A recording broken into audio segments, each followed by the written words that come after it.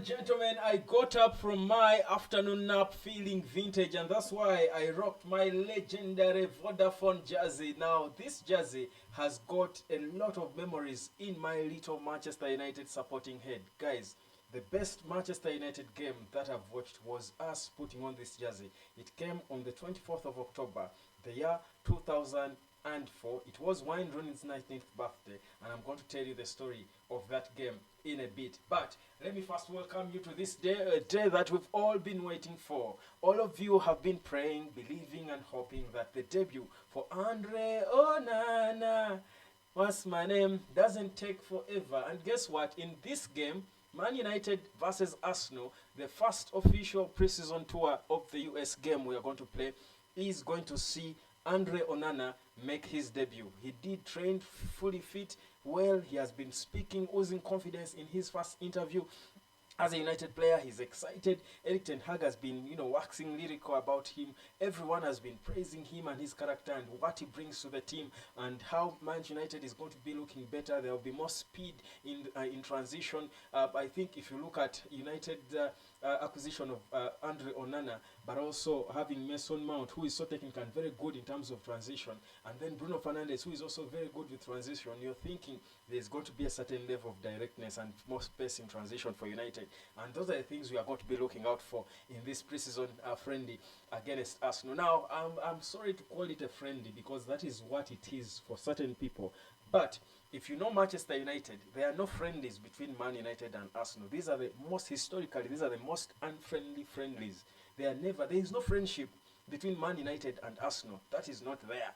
So, and we do hope these players do know it. Well, both teams, I think, have got senior, mature players now. There are more players that have come of age now. If you think about Arsenal, from Declan Rice to Thomas Partey, to Kai Havertz, William Saliba, Gabriel, name them. All the players they have got are now players who have the character. The fact that even they played and finished second, they were almost winning the league last season.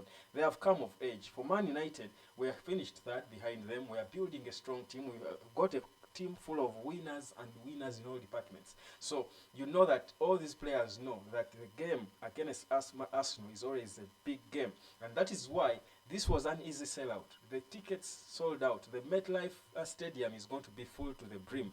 There are no more tickets. Even if you wanted to buy now and you had £1 billion, you will not find a ticket. You won't. So that's how big. So the atmosphere is going to be just it. It's such a beautiful stadium, just the perfect arena for us to launch this preseason tour of the United States. So it's going to be interesting. I'm expecting to see the goals in this game, first of all, and it doesn't matter which players start, but I know for a fact Onana will make his debut, probably come on in the second half. If Ten Hag is so impressed with his fitness, he will start him in goal, but we will be coming back with the confirmed starting lineups for the game. And we wait to see at exactly 30 minutes to kick off. Kickoff in the UK is at 10 p.m. But the most part of Africa and where I am and most of the other places will be at midnight. But whichever time it is in your time zone, 30 minutes before kickoff, I will be here for us to build up to our watch along. So let's join and enjoy this game together. Now, guys, I told you of why I felt vintage, and just like this, I feel like I sort of look like Rio Ferdinand in a way, because he used to love to put on them hoodies back then. Anyhow, so there are so many battles that Manchester United and Arsenal have been involved in. Now, we are obviously not expecting to see such battles or any likeness of such in this game today, because it's a friendly game. But I do hope when the season starts, we can go back to such atmospheres, because we have built the teams to give us that. Let me take you to the one that I told you, my most exciting game between Man United and Arsenal. Wayne Rooney's 19th birthday, 24th of October, 2004. It was at Old Trafford. That game eventually became called the Battle of the Buffet. Now, I'll tell you how the story of that game and how it went, because the build-up to the game, first of all, was an impeccable build-up. Remember, Arsenal had gone 49 games unbeaten, and we had played them in another exciting game, the Battle of Old Trafford. It had happened about 13 months prior to that game, to the 24th of October. And in that game, it ended goalless, but Ruud Van Nistelrooy missed an important. We could have beat them by a goal to nil, but Van Nistelrooy missed a penalty in the late minutes of the game. It was so painful, so painful. He even spoke about it, and I think it was one of his worst memories in football. So they come to match to Old Trafford. They return to Old Trafford. That was about 13 months later, and they wanted to. If they had won that game, they had gone 49 not out, and they had if they had beat us at Old Trafford on the 24th of October on Wayne Rooney's birthday, they would have gone 50 games unbeaten. Now we are saying it's not happening. Now we're talking an Arsenal team that had won the Premier League, an Arsenal team that had the likes of Sol Campbell, they had the likes of Martin Keown, they had the likes of Jose Antonio Reyes, rest in peace. They had Patrick Vieira. They had Thierry Henry, I think he was the best striker in the world right now. These Roonies were young and just imagine. We had, Arsenal had the likes of Frederick Ljungberg. I can go on. Sheikh Fabregas was 17, but he was still also part of the Arsenal team at the time, but he was still a young player developing. Now, this was, I think, the prime Arsenal.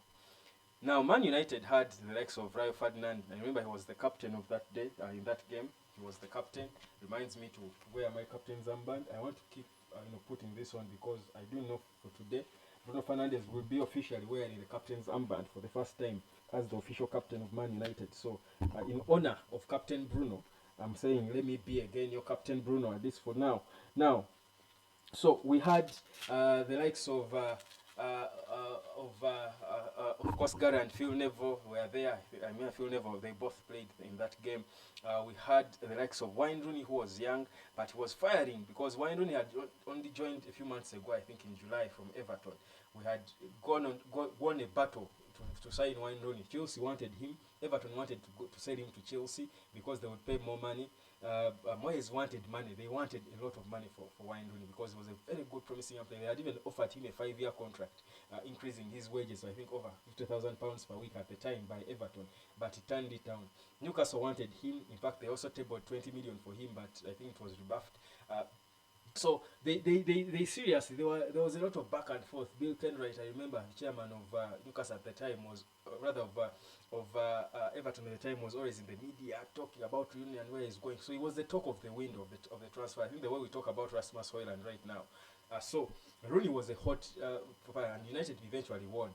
Sir Alex Ferguson convinced the board to pay 20 million plus an extra £7 million for him to come and join United. So, and the first, he was an instant hit because I think he scored a hat-trick even in the Champions League, becoming I think the youngest United player to score a hat-trick.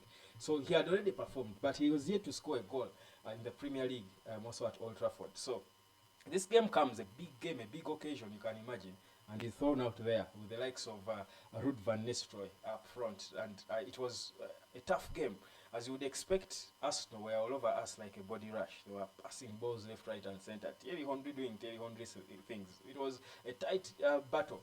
But somehow we contained them until the 72nd minute, 73rd minute thereabout. When Wayne Rooney gets the ball from the edge of the area, the edge of the box, I think dribbles past one Arsenal player, I think Martin Keown or whoever, gets into the box. He's left with Sol Campbell. He beats him, I think nutmegs him, and Campbell just touches him a little, and Rooney dives. Honestly, guys, it was a dive if you watch that game. Rooney dived. And the man points on the spot, the man in the center, I forget who the referee was. He points to the spot. Penalty for Man United, 73rd minute, footsteps up. The same man who had missed a penalty in the Battle of Old Trafford, Ruud Van Nistelrooy, comes, steps up. This time sends Lehmann the wrong way. I think it was Jens Lehmann in their goal. He sends him the wrong way. 1-0 up for Manchester United. The game goes on. Arsenal fight. Now, meanwhile, remember I told you, even I think, of course I could never have admitted at the time, in 2004, in the Chibanda. Chibanda is the public viewing space where I watched the game from with the Arsenal supporters and the naysayers. I would never have admitted that was a dive from Wayne Rooney. How? That would be betrayal of the highest order.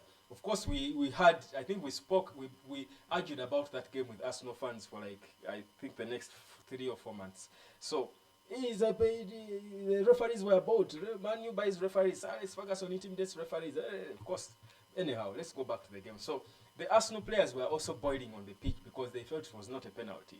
Actually, Arsene Wenger was boiling on the touchline. He was animated, doing all forms of things. He was a bit younger then.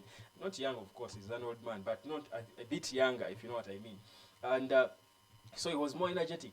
So the battle goes on. Well, we play on. They try, we contain them. 90th minute of the game. Bang! Wayne Rooney gives himself the perfect birthday celebration. He scores his first goal in the Premier League for Manchester United at Old Trafford on his 19th birthday. I remember it was the 24th of October. Perfect birthday present for Wayne for him. And the whole Old Trafford went bananas. Meanwhile, the Arsenal guys were boiling. So the game ends and we head into the tunnel. We thought it was done and dusted and the battles were left for us, the fans, to banter and argue on whether it was a penalty or not. My goodness, Arsene Wenger and his team had other ideas. They took it to the tunnel. From the pitch, from the green rectangle, they took it to the tunnel at Old Trafford. And the battles in the tunnel were battles unseen. So Arsene Wenger is looking for Ruud van Nistelrooy and Wayne Rooney to attack them, and he's throwing all forms of words, I think French abuses and swearing left, right, and center in French and English combined. The Patrick Vieiras of this world were all fighting. Rio Ferdinands were fighting, and everyone was fighting. Players, Man U players and Arsenal players were in a proper war. It was war in the Old Trafford tunnel.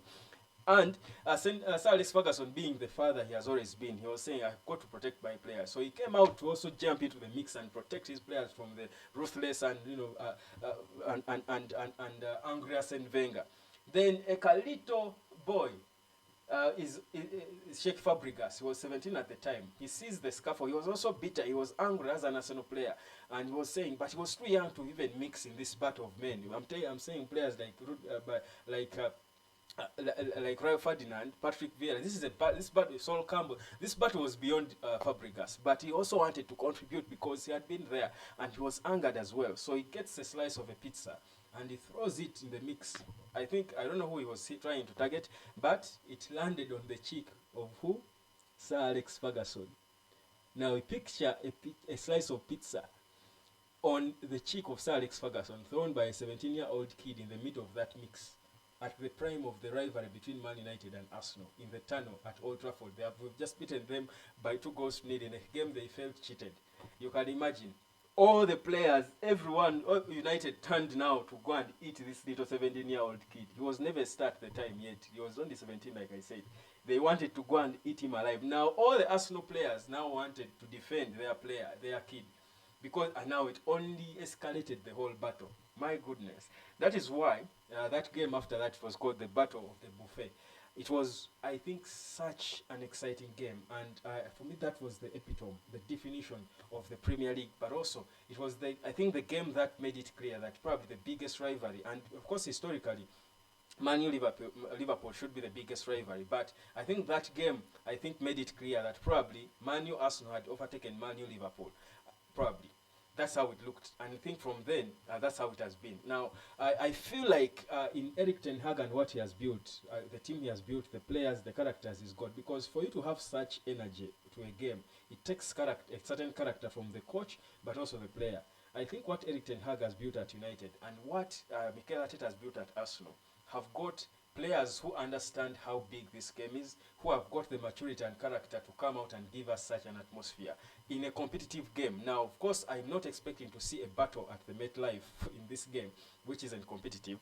But when the season starts, probably, and when the season is about to start, we'll talk about the big dates where we've got the big games. And, of course, we'll talk about Man U Arsenal.